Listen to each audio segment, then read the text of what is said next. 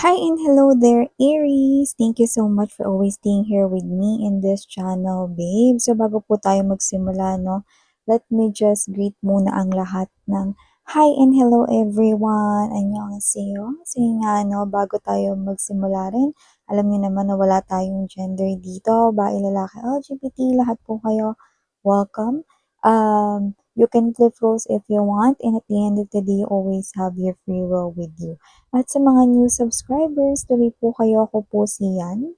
Welcome. At kung hindi niyo pa alam, meron pa po tayong isa pang channel. Ang link po is nasa ating description box. Kaya kung interesado kayo na tumambay dyan, meron din dyang daily collective readings. No? At ang lahat ng mga readings dito sa main channel at pati dyan ay timeless. Kaya naman kahit kailan mo yan panoorin, basta tinatawag ka ng reading na yan, then yun pa lang yung time no na posibleng marinig mo yung mga mensaheng nakapaloob doon. So, Aries, let's begin and let's see what do we have here sa inyong energy.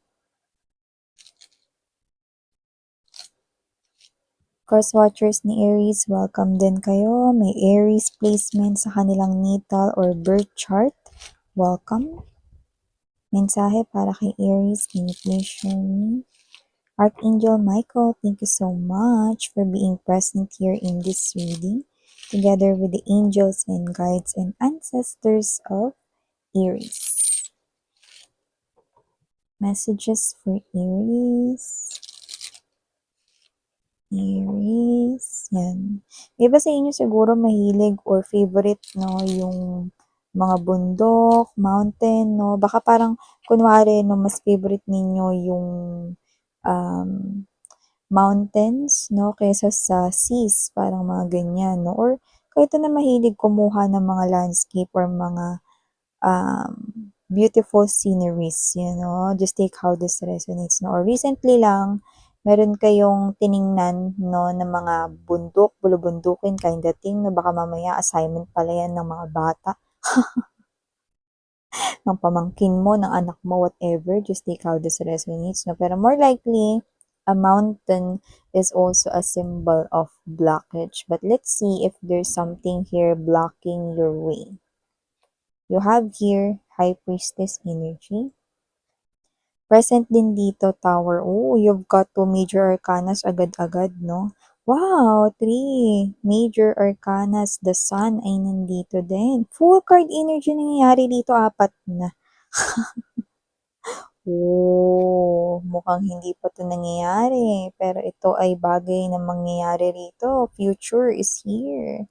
7 of Swords present din. King of Cups nandito din. Wow, Wheel of Fortune, no? 5 na ang iyo rito na major arcanas, no? And we have here the Knight of Swords.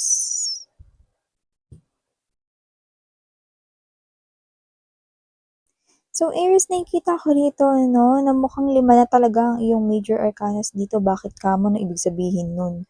Ibig sabihin, no, para lumabas ang lahat ng major arcanas, no, sa ating reading, ang universe rito, no, ang pinaka may effort, no, pinaka gumalaw dito sa ganitong klase ng sitwasyon here for you guys. No, and it is gonna affect your future. So, marami-rami yung hindi pa 'to nangyayari kaya naman you might wanna hear this out, no? Isang nakakagulat na balita rito pero ang nakakagulat na balita na yun ay hindi magpapalungkot sa'yo, kundi magpapasaya sa'yo, no? With the Sun card energy, I'm seeing na meron ditong iba-iba na mga posibleng dumating sa inyong buhay, no? I'm seeing someone here total brand new, and this is the energy here of the Fool.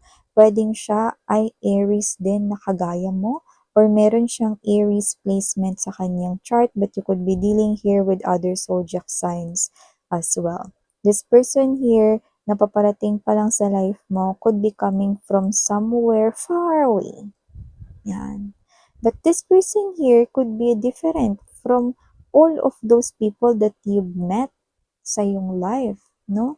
And yung iba sa kanila, no, let's say, no, yung iba literal na half foreigner or foreigner talaga tong kadil ninyo, no? Like, yeah, this person here could be coming to your country just because isa siyang tourist or nagbabakasyon siya rito or may inaayos siya rito, blah, blah, blah.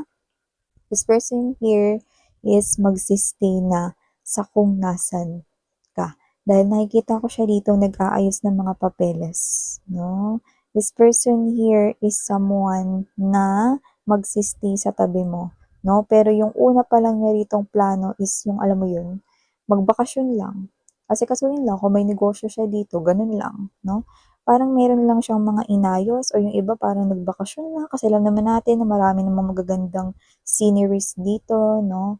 Yan. So, nakikita ko dito that that person here will brighten up not your days, mga babes, no? Kundi your life, yan, no?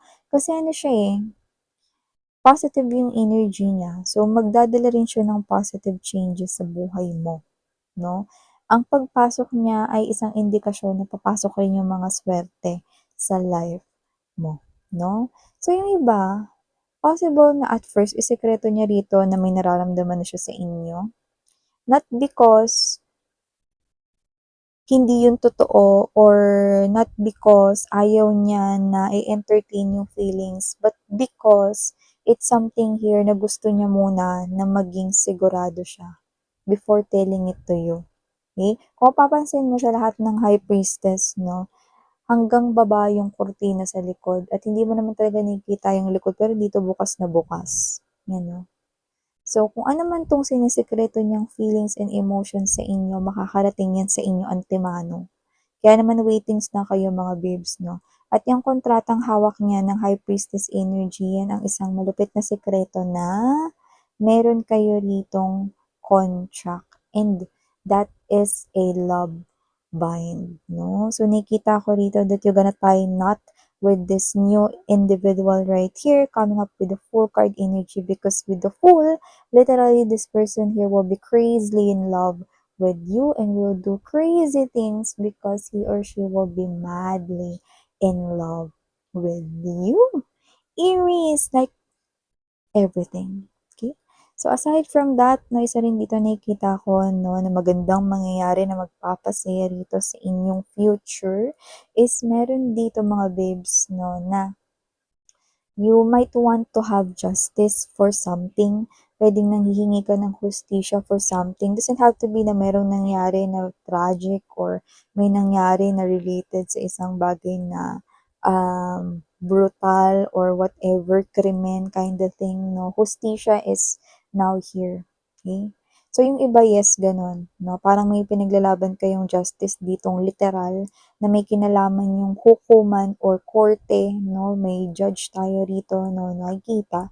Pero kung ano man yan, no? Finally, justice is being served dito sa situation na to. I'm seeing you, no, winning this trial or winning this court cases right here, no? Kasi parang yung time na alam mo yung energy na parang you feel like you're the victim, pero you feel like na parang tabingi yung pag-asa na manalo kayo rito or manalo ka rito, then justice is being served dito. Kung meron man ditong hinahanap na tao rin mga babes, no, na pwede rin naman na matagal nang nawawala sa inyong life, no, you're gonna see that person once again, you're gonna reunite with that person na baka may nawawala kayong kamag-anak, pamilya, no, you're gonna reunite with that person here.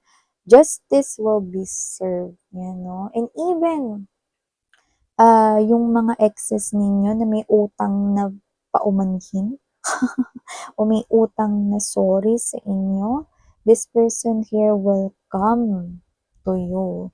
And ito yung nakakagulat, no? They're gonna beg for your forgiveness. Why is that? Tower is here. Okay? Feeling nila kaya sila minamalas sa kanilang life, it is because may utang sila sa yung forgiveness. Yan, no? Akalain mo yun.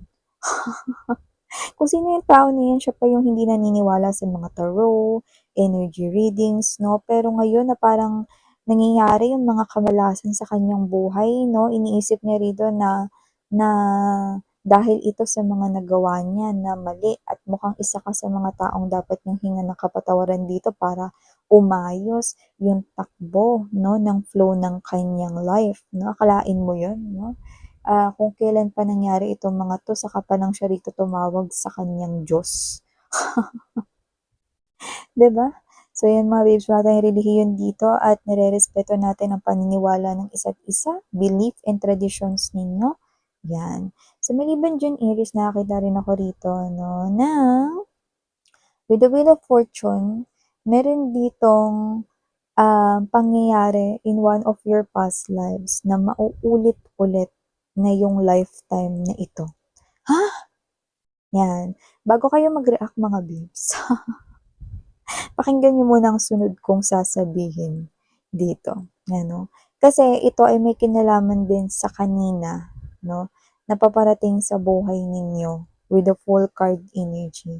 Nakikita ko na siya yung person 'no, na kapirmahan niyo rito ng contract, yung love bind 'no, and yung pangyayari na yun is na-encounter mo na with him. So, naulit lang na ma-fall ka ulit sa same na soul, okay? Kahit na different pa yung face niya, no? Siya pa rin yun. Kayo pa rin dalawa yun, no? Nung past life na yun. So, this person here with the Knight of Swords energy is coming back in this period just to continue your love for each other. Yan. So, ibig sabihin, nagkaroon na kayo ng malaking connection noon, no?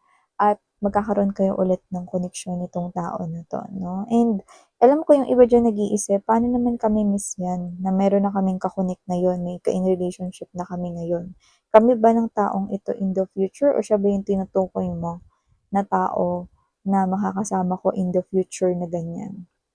Well, isa sa mga clue na nakikita ko rito para masuri mo 'yan, nung first time ba na nakilala mo yung person mo is nakaramdam ka ba ng kakaiba na parang konti lang yung pagitan mula nung araw na nakilala mo siya 'no, parang may kakaiba ka ng feeling of familiarity na parang, "Na-meet ko na 'tong person na 'to," or kahit hindi yun, parang agad-agad mo na parang nasisigurado sa sarili mo na, "Ay, siya na nga yung gusto kong makasama."